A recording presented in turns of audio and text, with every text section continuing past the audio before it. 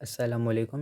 मेरा नाम है नाफ़िउर रहमान और आज हम इंफॉर्मेशन सिक्योरिटी के मोस्ट इम्पॉर्टेंट टॉपिक को डिस्कस करेंगे, जिसका नाम है पब्लिक की क्रिप्टोग्राफी, जिसे हम आरएसए भी कहते हैं। सो आर ये एल्गोरिथम बेसिकली 3 लोगों ने मिलकर बनाया है, तो उनके नेम की शॉर्ट फॉर्म से ही बना है आरएसए।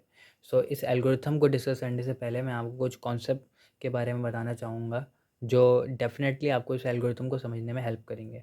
सो ये एल्गोरिथम एसिमेट्रिक मीन पब्लिक की पर बेस करता है। सो एक सिनेरियो को कंसिडर करते हैं। हमारे पास ए और बी दो लोग हैं।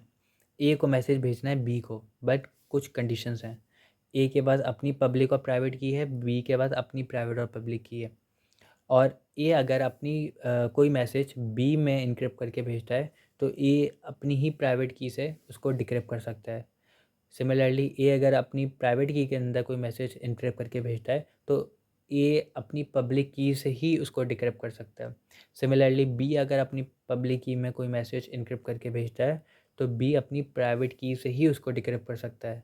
इसी तरीके से बी अगर अपनी प्राइवेट की में कोई मैसेज इनक्रिप्ट करके भेजता है, तो बी अपनी पब्लिक की से ही उसको डिक्रिप्ट करता है। सो पहला सिनेरियो, पहले केस को कंसिडर करते हैं कि ए अगर अपनी पब्लिक की में कोई मैसेज को इनक्रिप्ट करके भेजे, सो बी को रिक्वायर्ड होगी ए की प्राइवेट की उसको डिक्रिप्ट करने के लिए, बट प्राइवेट की तो शेयरेबल नहीं है। सो ये केस हमारे पास पॉसिबल नहीं है। सेकंड केस, ए अगर बी से अपनी प्राइवेट की ले और उसमें मैसेज इनक्रिप्ट करके भेजे, बट ये तो पॉसिबल ही नहीं है। बी अपनी प्राइवेट की क्यों देगा ए को? सो ये केस भी कैंसिल हो गया।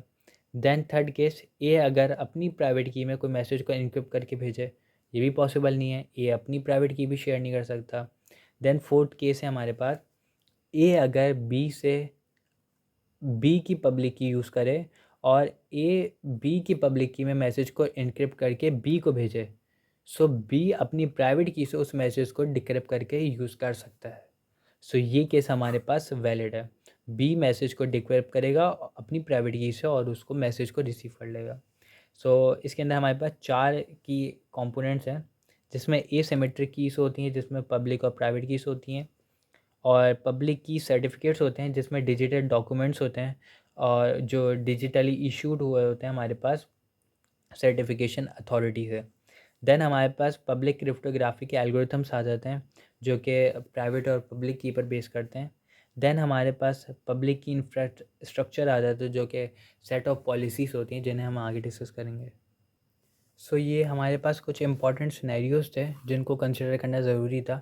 नेक्स्ट वीडियो के अंदर हम आरएसए के अंदर डीप डाउन उसके मैकेनिज़म्स को समझेंगे। So I hope you like it. Thank you very much.